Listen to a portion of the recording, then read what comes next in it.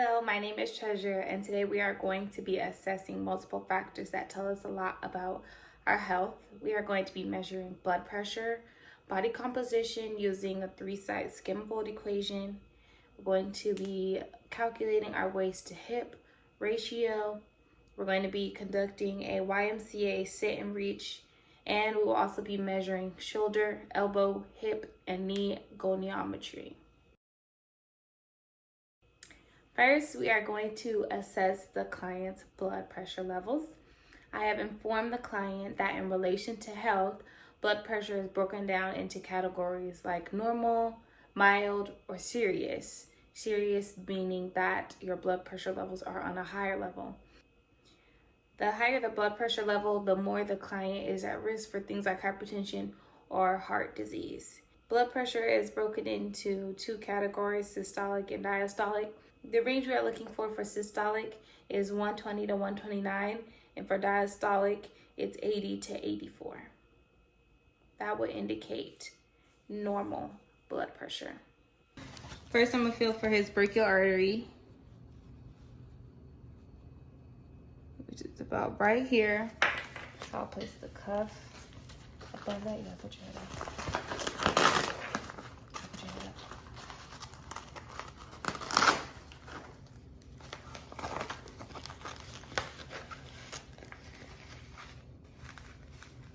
And then I'll feel once more, don't flex, for the brachial artery, which is about right here. I'll place the stethoscope there.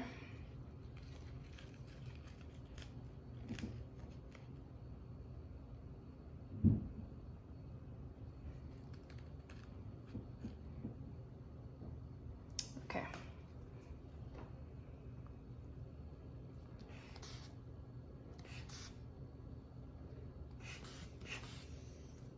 So now I will begin.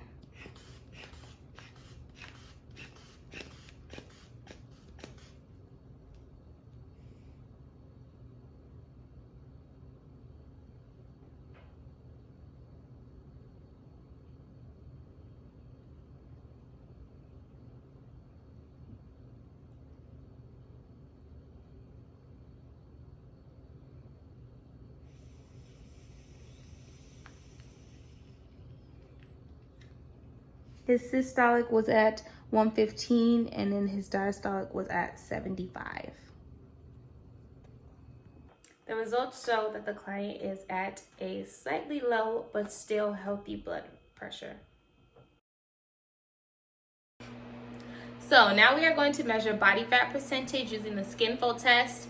And what the skin fold test tells you is relatively how much subcutaneous adipose tissue the patient has on their body. The higher the body fat percentage, the more at risk the client is for things like high blood pressure or heart disease or even high cholesterol. And there is some health risks associated with a low body fat percentage, one of them being hypothermia.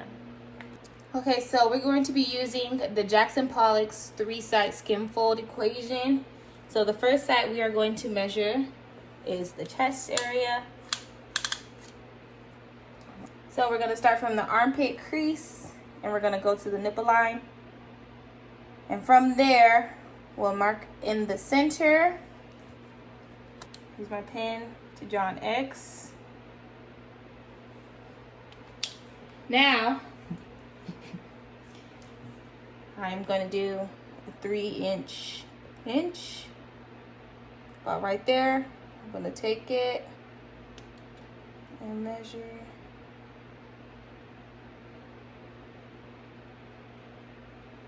Okay, so from this site, we got 5 millimeters. The second site is the abdomen. So we're gonna go about 2 centimeters out from the navel. So from here, about here, and then we're gonna go halfway into that. I'm gonna mark it.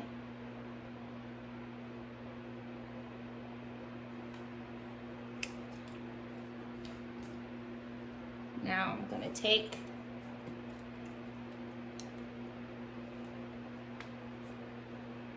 I'm gonna take about 3 inches from here, pull,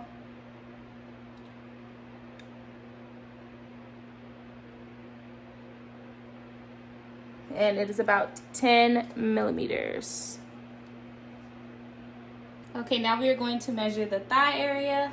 So you're gonna go from the crease of their hip to the top of their patella. And then from there, we're gonna go halfway in between. So we'll go about right here. I'm gonna mark it. Can you move your pants leg up for me? I'm gonna mark that. So now we'll measure.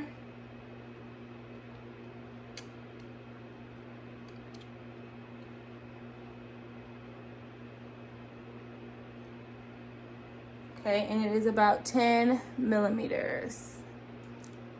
The results show that the client has an excellent body fat percentage of 5.8, which is a lean to ideal body fat percentage. Okay, now we are going to take the client's waist and hip measurements. I have informed my client that waist circumference alone is a useful measure of central adiposity and is a great predictor of central obesity or upper body obesity, and can tell us if the client is at risk for obesity related diseases. And when you combine the two to get your waist to hip ratio, it's a measure of upper and lower body fat distribution. And the higher the value, the more the patient is at risk for cardiovascular and metabolic diseases. So first we'll have the client lift their arms up. We're gonna measure in centimeters, and we're gonna wrap this around the smallest portion of their waist without pulling too hard. Measure that there. It looks like my client is right at 72, just right here. 72 centimeters.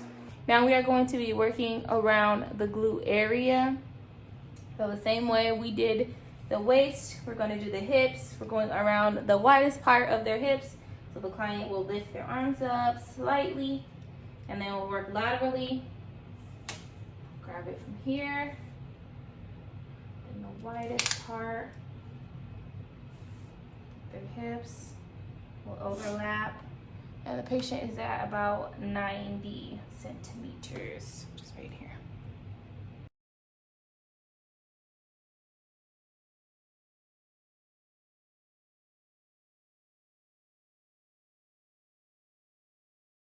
So now we are going to assess flexibility. And flexibility is the ability of a joint to move through full range of motion without injury. And research suggests that individuals with too little flexibility or too much flexibility are at a greater risk of musculoskeletal injuries than others who are at a normal range. So to assess flexibility in the hamstrings, we are going to be using the V or the YMCA sit and reach test, which is an indirect measure of static flexibility. Okay, now we are going to have the patient perform the standard sit and reach test. His heels are at the 15-inch mark line, which I have taped in the blue tape.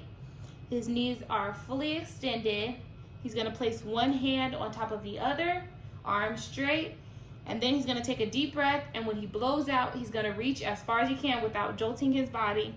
Nice and slowly, he's gonna hold it for 2 seconds, and then I will take a count to where it is.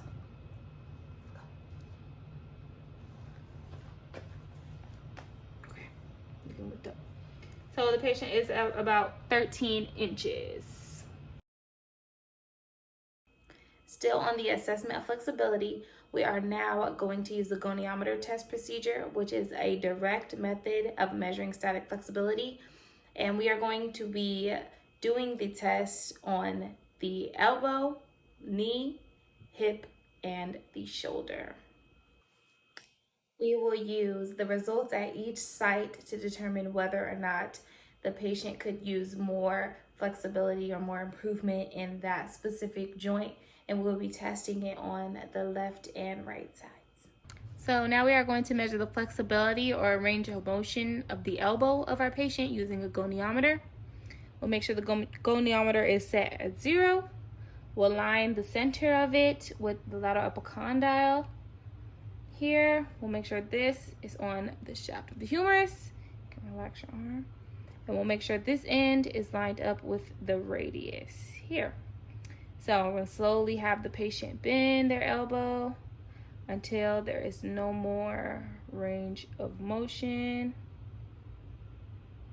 And since he stopped there, and we see that we are at about 135 degrees. Now we are going to do the same thing, but we are going to do it for our left elbow. So same procedure, line the goniometer up with the lateral epicondyle. This will be on the shaft of the humerus. Relax your arm. This will line up with the radius. We want to make sure this is at 0. And then from here, we'll slowly have the client flex his arm until there is no more range of motion.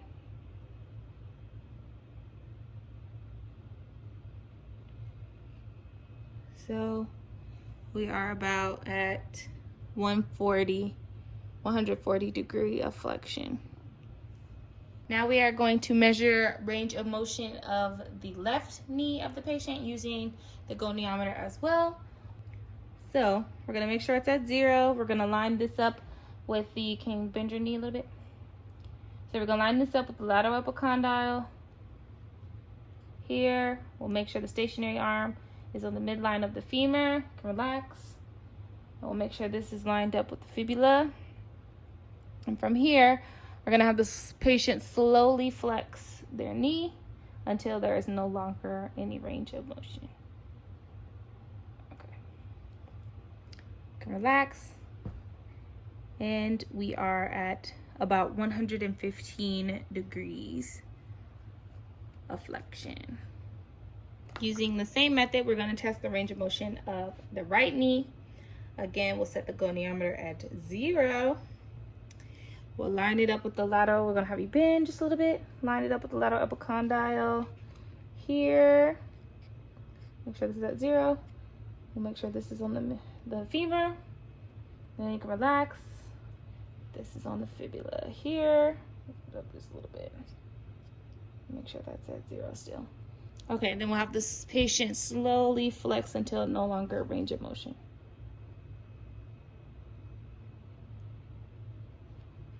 Okay, you can relax. And we are at about 120 degrees of flexion on the right side. Now we are going to be measuring the range of motion of the hip. This is the left hip joint. Now we will line the center axis with the lateral hip joint here. This lines up stationary arm with the midline of the pelvis. This lines up with the femur. We'll make sure this is set to 0, and then we'll slowly have the patient lift and flex. Okay. Now we are about 110 degrees of hip flexion on the left hip. So now we are going to repeat the same process on the right hip. Line it up. Make sure the goniometer is at 0. And now we'll slowly have the patient slowly until there's no more range of motion.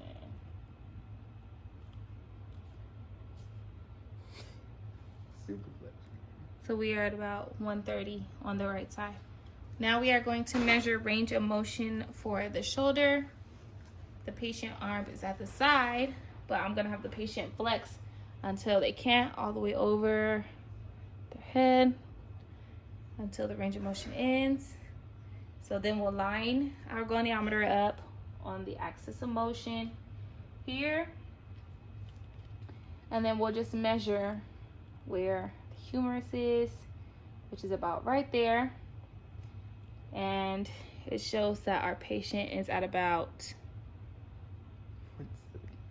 maybe like 165 degrees on the left arm, left shoulder.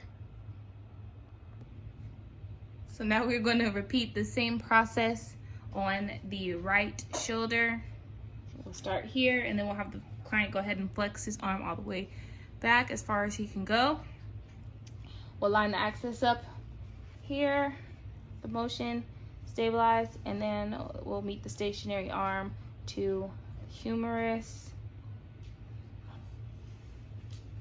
here. And we can see that the patient is at about 160 degrees of flexion.